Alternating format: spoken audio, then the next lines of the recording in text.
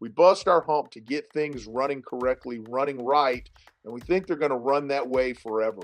Machines need maintenance. They have to be maintained, checked, oiled, lubed. You have to replace timing chains, all of those things. Football programs, coaching staffs, they're the same way. You as the head coach, you have to inspect all the little things and hold people accountable when they're not getting done. Welcome back to First Down presented by CoachTools. I'm your host, Justin Tichenel.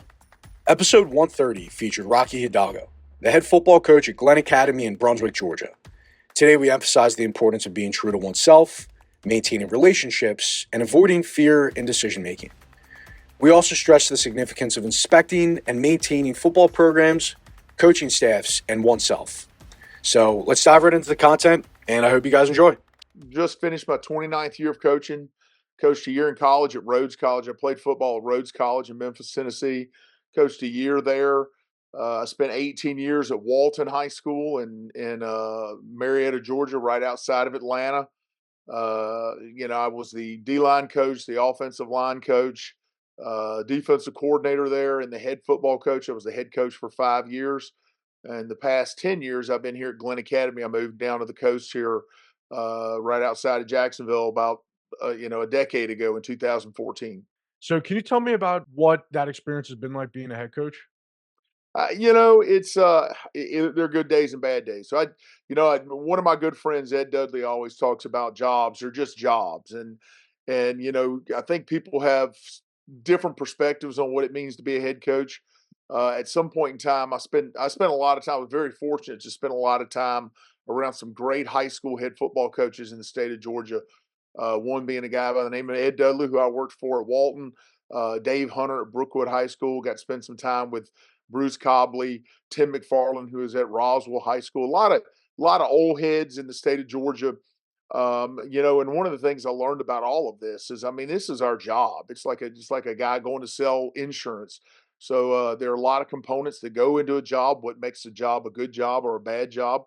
But this is a job, and it's one thing that you got to wake up every day. You got to pack your lunchbox, and go to work. That's the most important thing that I've learned about this business is it's a job. You got to go to work every day. So you're going to have good days. You're going to have bad days.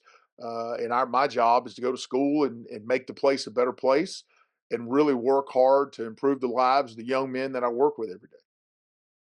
If you had to go back 29 years ago to when you were just starting and knowing what you know now, what would you tell yourself then? I'd buy like Apple stock and Bitcoin. That's what I would tell myself. But I don't have that option. I would just say don't fight yourself on some of these things. Trust yourself. I think a lot of times we as coaches we doubt our first instincts. I think we have to kind of be true to who we are. Um, but I'd tell myself just trust what you believe in, and go sell that to your kids, and they'll play really hard for you. And over your past 29 years, I'm sure you've learned tons and tons of things from various coaches like you were just talking about. If you had to pick out the top 2 to 3 things that you've learned and you would want to share with a young coach, what would those be? The first one I've already said. I think you have to be true to yourself. I think Mhm. a lot of times we get this image of what a head football coach is supposed to be. You see a guy like Nick Saban, but coaches are across the board. They're guys that are very cerebral guys. They're guys that wear their emotion on their sleeve. They're hardcore X and O guys. Then other guys that kind of just are gunslingers and fly by the seat of their pants. I think you have to be true to yourself. I don't think you can emulate a particular head coach and try to style yourself after everyone. I think you have to kind of, cut your own rug out there and dance to your own beat and just be who you're going to be. That's the first thing I will say. That I think the other thing is you have to take care of the people around you.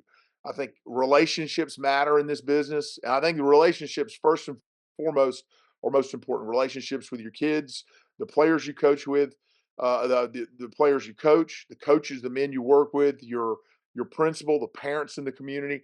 So I think you have to take care of the people around you, especially the people that take care of you. Um, we can't be selfish in this business because this is a business about giving. We have to be selfless. We have to go out every day and give of ourselves, sacrifice. I'm a big believer. I tell our kids, sacrifice is the foundation of excellence. And if you want to have a great career, not necessarily win games. You want to have a great career, leave this career and build a name for yourself. You have to sacrifice of yourself and give to others and help lift people up. I'm a big believer in that. Um, you know, um, I think you get what you inspect on a daily basis. You get what you inspect, not what you expect. A lot of times, and I have a bad habit of this. People in general, we have a bad habit of this. We bust our hump to get things running correctly, running right, and we think they're going to run that way forever. Machines need maintenance. They have to be maintained, checked, oiled, lubed. You have to replace timing chains, all of those things. Football programs, coaching staffs, they're the same way. You as the head coach, you have to inspect all the little things and hold people accountable when they're not getting done. I think that's really important. And the last thing I'll say is never make decisions out of fear. I think as human beings, we stress out over if I do this, if a kid's not doing what you're supposed to do and he's bad for your team. Do you remove him from the team? Do you make a change at a coaching position?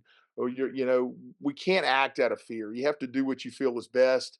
And it's kind of like damn the torpedoes. You just kind of launch and live with the results. I learned that when I was a young head football coach. I had to kind of look in the mirror at myself and learn from something that went on and move forward with it. It made me a better head coach. Yeah, love all of it. So, promise you, coach, it was going to be short and sweet. Any last words you want to share with the audience today?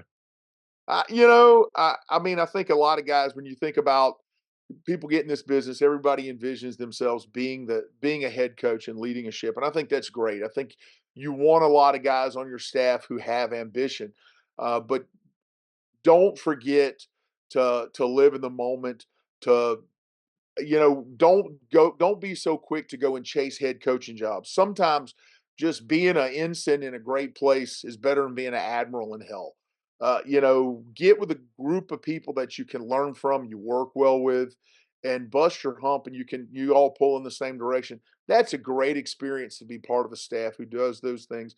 Don't just throw that away uh, just very quickly just to be a head football coach. That's one of the things I give people advice all the time. If you're in a great situation, man, you need to take a long, hard look at your career and see if this is what you want to do right now.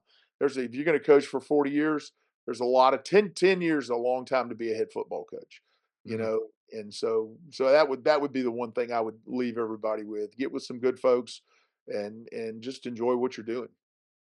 Good stuff, coach. Well, thank you very much. Appreciate you being on today, and best of luck as you guys finish up, or actually start up with winter workouts. Yes, sir. Thank you, Justin. I appreciate it.